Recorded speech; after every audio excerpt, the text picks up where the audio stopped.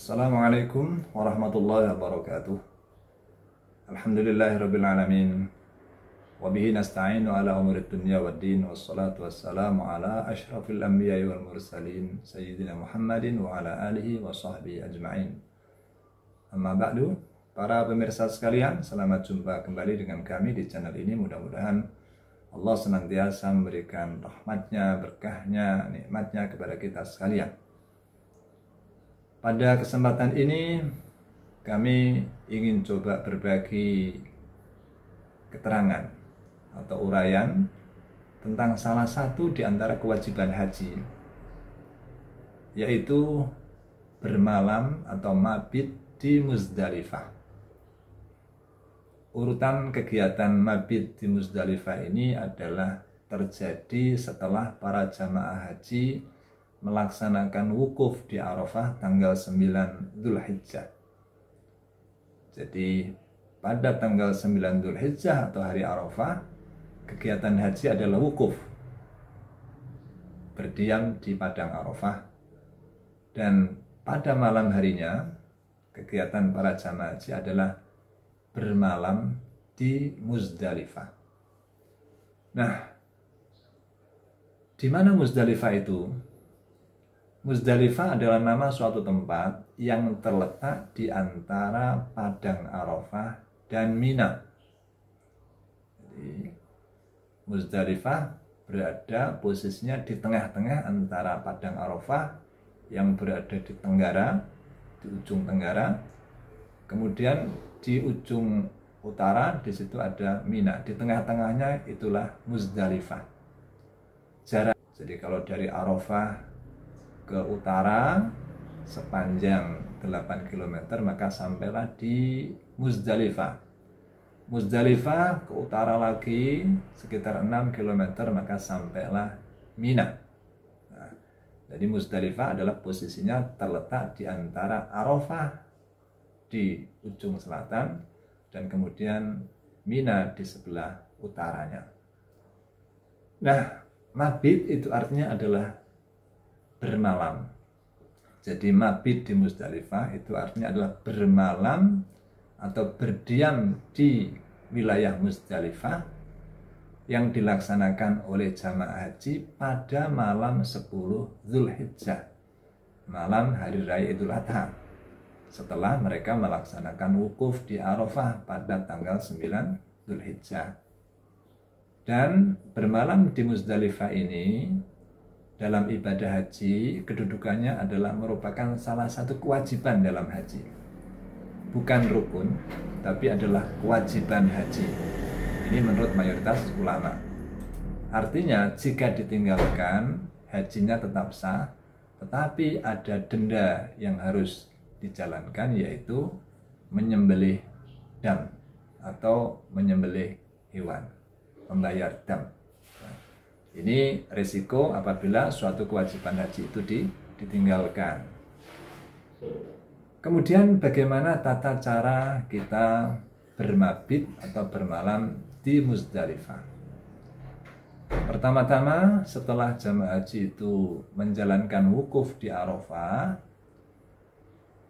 pada tanggal 9 Dzulhijjah, jamaah haji lalu berangkat ke Muzdalifah setelah matahari terbenam atau setelah maghrib, tanpa melaksanakan sholat maghrib di Arafah.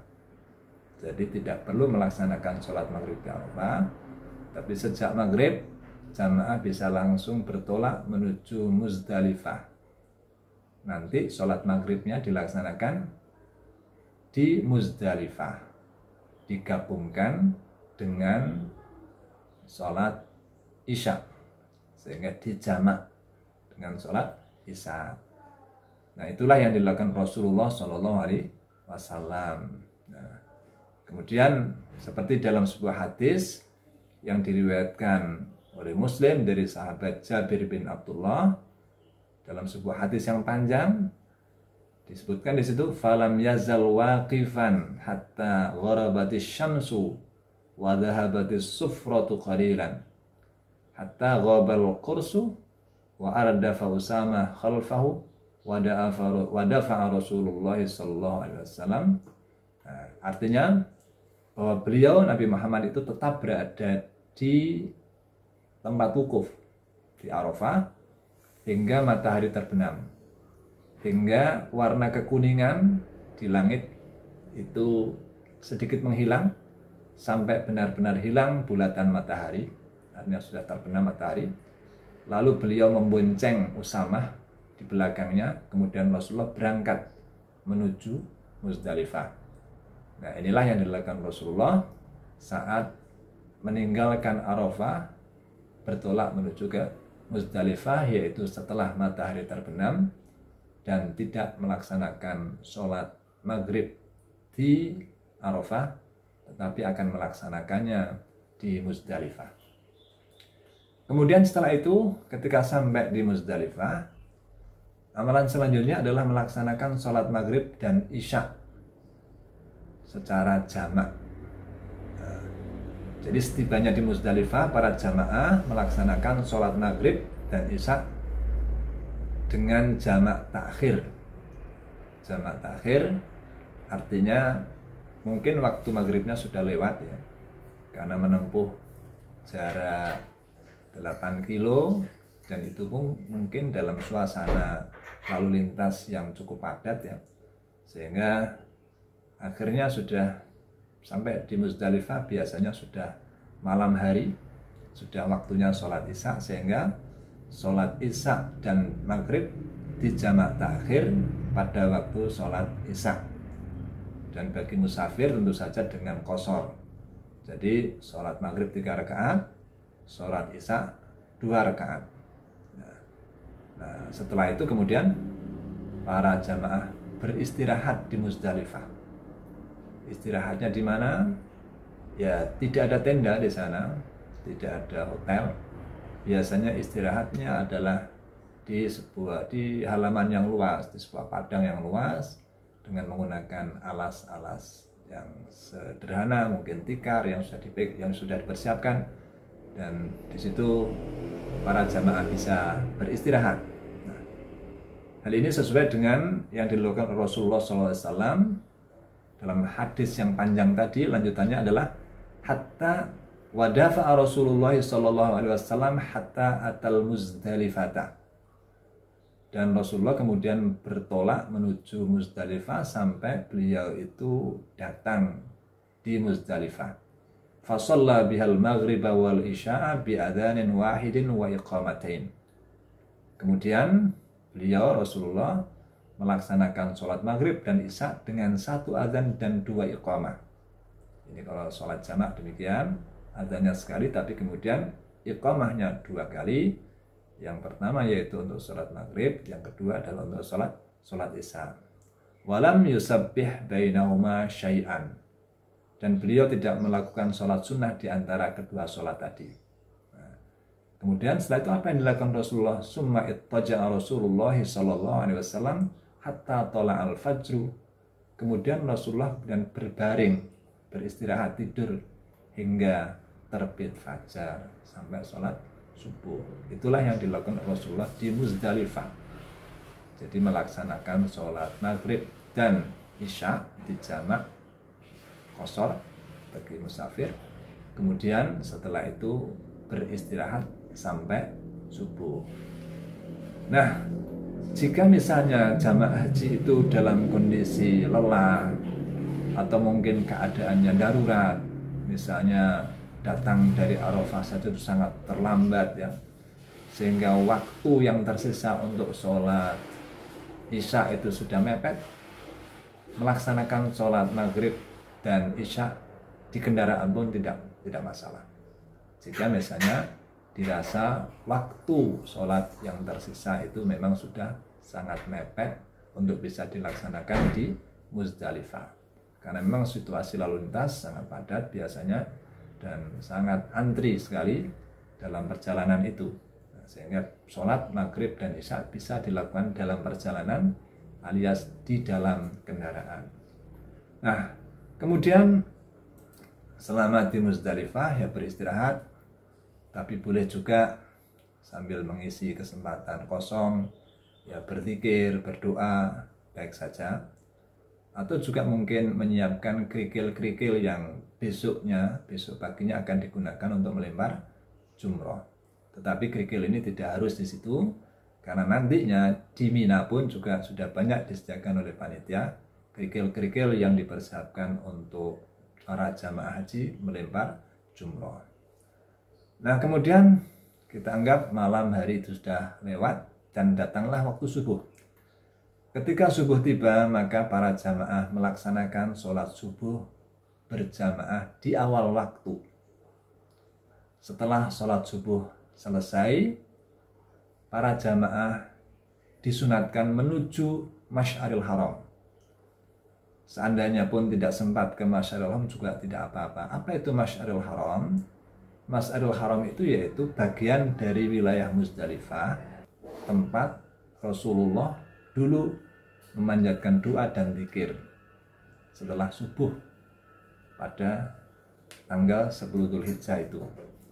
Jadi seandainya memungkinkan, para jamaah pun menuju ke Masy'aril Haram. Di sana ada ditandai sekarang dengan sebuah masjid, namanya Masjid Masy'aril Haram.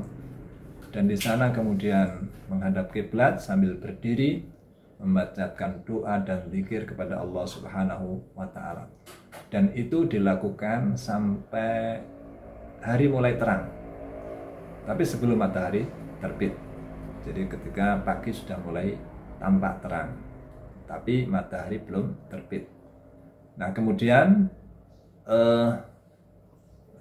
ini didasarkan kepada dalil dalam Al-Quran. Misalnya Allah Subhanahu wa Ta'ala berfirman, فَإِذَا أَفَضْتُم مِّنْ عَرَفَاتٍ فَاذْكُرُوا اللَّهَ عِندَ الْمَشْعَرِ الْحَرَامِ. Dan jika kamu telah bertolak dari Arafah, telah pergi dari Arafah, maka berzikirlah kepada Allah di Masy'aril Haram. Ini ada perintah dari Allah di dalam Al-Quran untuk berzikir di Masy'aril Haram. Nah, di dalam hadis panjang tadi yang menggambarkan haji Rasulullah juga disebutkan bahwa Rasulullah melaksanakan hal yang sama, berzikir di Masy'aril Haram. Wa shallal fajra hina tabayyana lahu subhu bi adzanin wa iqamah. Dan beliau Rasulullah Muhammad sholat subuh ketika fajar sudah mulai jelas, dengan satu azan dan satu iqamah. Tsumma raqibal qaswa hatta atal Masy'aril Haram. Kemudian beliau Rasulullah menaiki unta beliau namanya Qaswa hingga sampailah beliau di Masy'aril Haram. Fastaqbalal qiblah fada'ahu wa kabbarahu wa hallalahu wa wahhadah. Kemudian saat di Masy'aril Haram lalu beliau menghadap kiblat dan berdoa kepada Allah, bertakbir, bertahlil dan bertauhid. Falam yazal waqifan hatta asfara jiddan. Beliau tetap berdiri di sana untuk berzikir dan berdoa sampai pagi mulai terang, artinya menjelang matahari terbit. Para pemirsa sekalian, setelah itu jamaah kemudian naik kendaraan, bagi yang mengendarai kendaraan ya, untuk menuju Mina, dan waktunya yaitu sebelum matahari terbit. Jadi setelah selesai berdoa, kemudian jamaah haji berangkat menuju Mina sebelum matahari terbit. Tujuannya adalah untuk melaksanakan amalan-amalan selanjutnya di Mina, utamanya yaitu melempar jumroh Aqobah, kemudian menyembelih hewan, dan kemudian mencukur atau memotong rambut. Nah, ini amalan-amalan yang secara baku dan resmi kalau bisa dilakukan seperti ini. Tetapi ada beberapa keringanan bagi orang-orang tertentu. Siapa sajakah yang bisa mendapatkan keringanan? Keringanan itu yaitu boleh meninggalkan Muzdalifah lebih awal. Kalau tadi mengikuti sunnah Rasulullah, meninggalkan Muzdalifah itu yaitu sebelum matahari terbit, setelah melaksanakan sholat subuh, setelah zikir di Masy'aril Haram. Tapi golongan-golongan tertentu boleh meninggalkan Muzdalifah lebih awal, misalnya setelah tengah malam. Siapa mereka itu? misalnya adalah orang-orang tua yang sangat lemah, juga orang-orang yang sedang sakit, dan juga para pendamping-pendamping mereka. Itu juga dibolehkan karena mereka punya kewajiban untuk mendampingi orang-orang yang udzur tadi, orang tua atau orang sakit, atau mungkin wanita-wanita yang dalam kondisi hamil misalnya, atau membawa anak kecil sehingga tidak memungkinkan untuk berada di Muzdalifah pada malam hari itu sampai pagi hari. Ini ada dalilnya dari hadis riwayat Bukhari yang diriwayatkan dari Aisyah radhiyallahu anha. Aisyah menyebutkan bahwa nazalna al-Muzdalifah, pada waktu itu kami bermalam di Muzdalifah, kata Aisyah. Fasta'dzanatin nabiyya sallallahu alaihi wasallam Saudah an tadfa'a qabla hatmatin nas wa kanat imra'atan bati'atan fa'adhina laha. Nah, pada saat itu Saudah, salah seorang istri Rasulullah, meminta izin kepada Nabi untuk berangkat lebih awal sebelum kerumunan manusia itu menuju Mina. Jadi izin kepada Nabi Saudah ini supaya diizinkan untuk berangkat ke Mina lebih dahulu sebelum nanti para jamaah yang banyak itu berdesak-desakan menuju Mina. Karena apa? Karena dia adalah wanita yang lamban geraknya, sehingga dikhawatirkan akan tertinggal. Kemudian bagaimana Rasulullah fa'adzinalah? Kemudian Nabi Muhammad mengizinkannya. Fadafa'at qabla hatmatin nas wa qamna hatta asbahna nahnu thumma dafa'na bidaf'ihi. Maka Nabi mengizinkan Saudah untuk berangkat duluan, maka Saudah pun berangkat sebelum jamaah orang-orang itu berangkat. Adapun kami, kata Aisyah, tetap tinggal hingga pagi di Muzdalifah, lalu kami pun berangkat bersama Nabi Muhammad SAW. Ini dalil yang menunjukkan bolehnya orang-orang yang dalam kondisi tertentu, misalnya sakit atau lemah atau tua dan sebagainya, untuk bisa meninggalkan Muzdalifah lebih awal, yaitu setelah tengah malam, tidak harus menunggu sampai subuh. Para pemirsa sekalian, jadi kesimpulan ringkas dari tata cara mabit di Muzdalifah secara ringkas bisa disebut sebagai berikut, yaitu pertama, jamaah berangkat dari Arafah setelah maghrib. Setelah sampai di Muzdalifah, jamaah melaksanakan sholat maghrib dan isya di Muzdalifah di jamak takhir dan qashar bagi musafir. Kemudian yang ketiga, beristirahat di malam hari di Muzdalifah sampai subuh. Pada waktu subuh melaksanakan sholat jamaah subuh, dan setelah itu dilanjutkan dengan doa dan zikir di Masy'aril Haram hingga pagi mulai terang. Tapi sebelum matahari terbit dan sebelum atau menjelang matahari terbit, jamaah menuju Mina untuk melaksanakan ibadah-ibadah selanjutnya di Mina.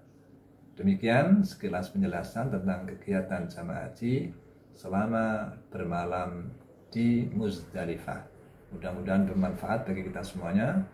Wabillahi hidayah wa taufiq. Wassalamualaikum warahmatullahi wabarakatuh.